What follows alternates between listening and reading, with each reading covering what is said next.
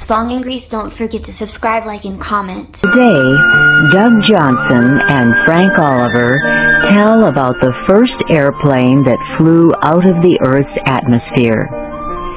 It was designed to test equipment and conditions for future space flights. The plane was called the X-15. The pilot of the huge B-52 bomber plane pushes a button. From under the plane's right wing, the black, sharp-nosed X-15 drops free.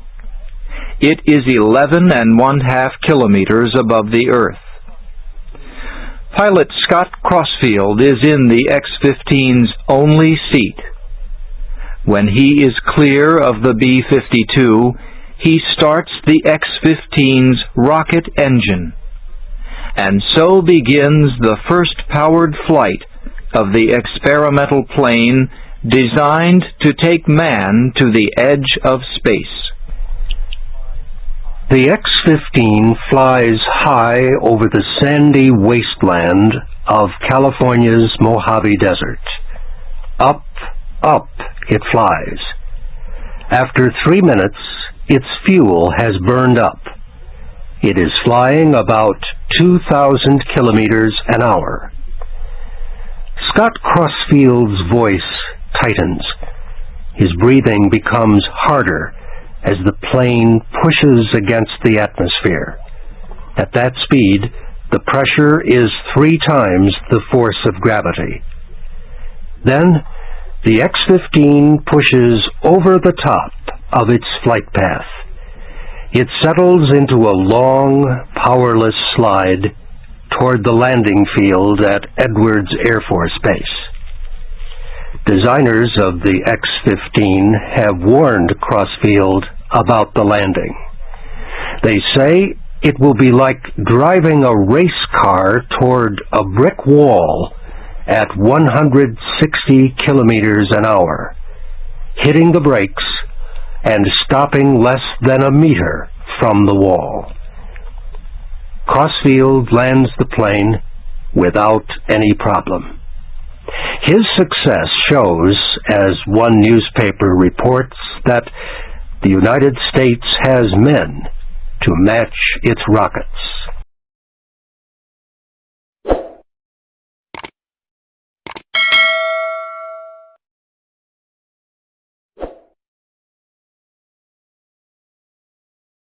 That first flight of the X-15 took place in September 1959. But the story began in the 1940s with the X-series of experimental aircraft.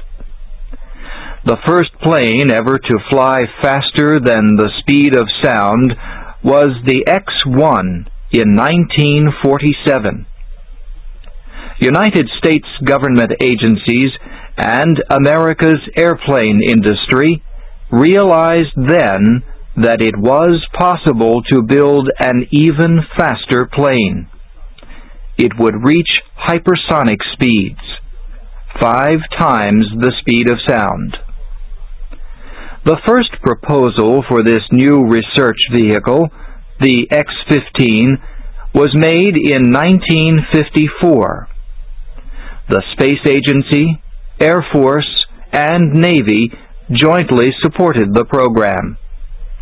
They wanted a plane that could test conditions for future flights into space. The project moved quickly. The North American Aviation Company won the competition to design and build the plane. The design would be part aircraft and part spacecraft. The company took less than 4 years to produce 3 X-15s. The planes were not big. They were just 15 meters long, with wings less than 7 meters across. They were designed to fly at speeds up to 6,400 kilometers an hour. They were designed to reach heights of 80 kilometers. Their purpose was to explore some of the problems of manned flight during short periods in lower space. No one had ever done that before. The X-15 project had 4 major goals. It would test flight conditions at the edge of Earth's atmosphere. It would leave the atmosphere briefly, then return, testing the effects of the extreme heat of re-entry. It would provide information on the controls needed in the near-weightless environment of lower space. And it would answer a very important question. How would humans react to spaceflight? The X-15 was a new idea, and it was built with new methods. It was covered in a new material called Inconel X. The material was a mixture of the metals nickel and chromium.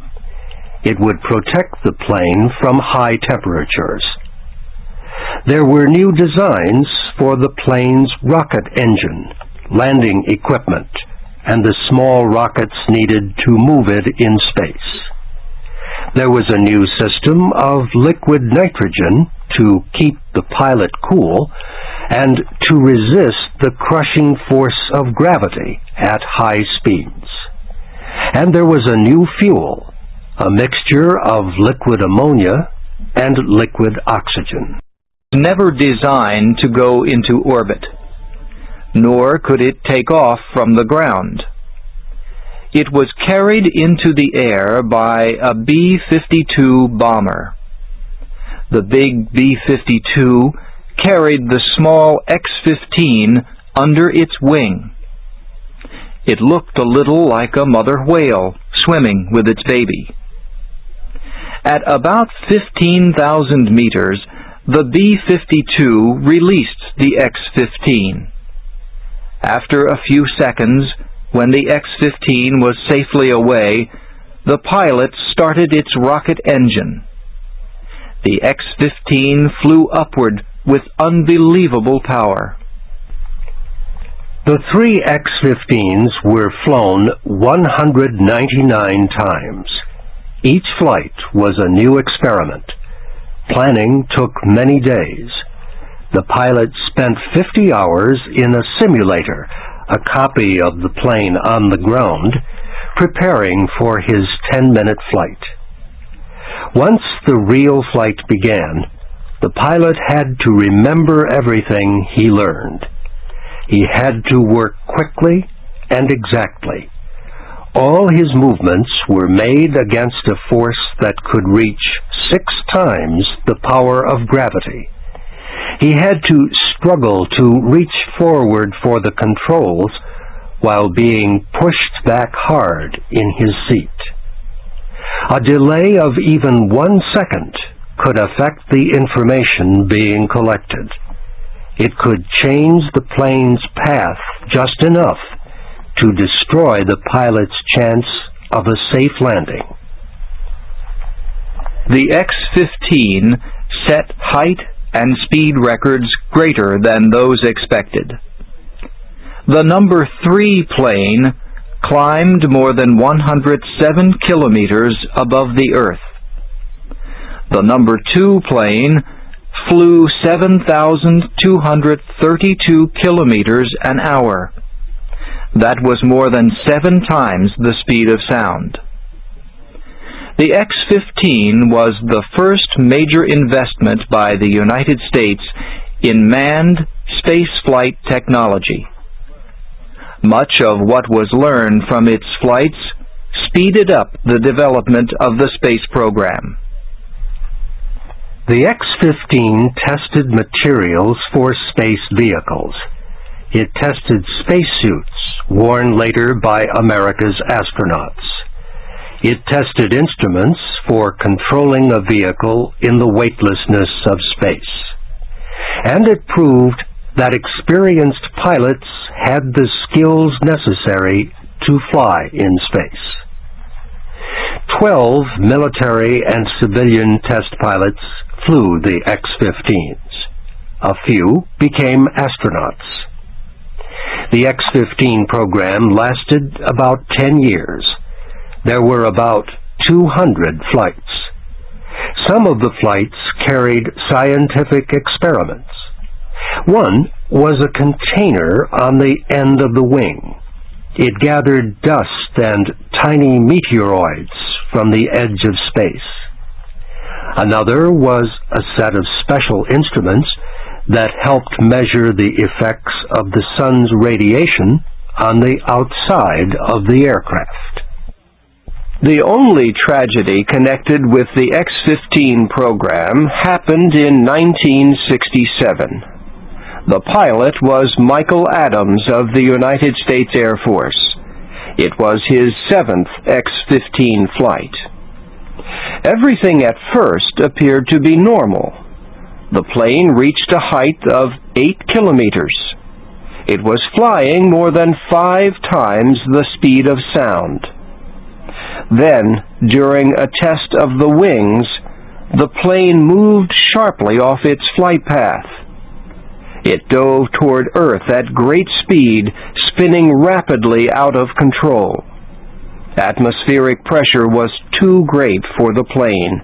It broke apart. The pilot did not survive. The X-15 made its last flight in December 1968. NASA needed money for its other projects. It decided to end the X-15 program. Many space experts disagreed with the decision. They felt the X-15 could have continued to provide new information about aviation and space. Today, the X-15 hangs in the Air and Space Museum in Washington, D.C. It is in a memorial called Milestones of Flight. In the memorial, there is the X-1, the first airplane to fly faster than sound. And there is the Spirit of St. Louis, which Charles Lindbergh flew alone across the Atlantic Ocean. There also are copies of famous spacecraft like Russia's Sputnik and Pioneer 10. On the floor below these aircraft are 3 spacecraft command ships. One of them, the Apollo 11, traveled to the moon just 7 months after the last X-15 flight.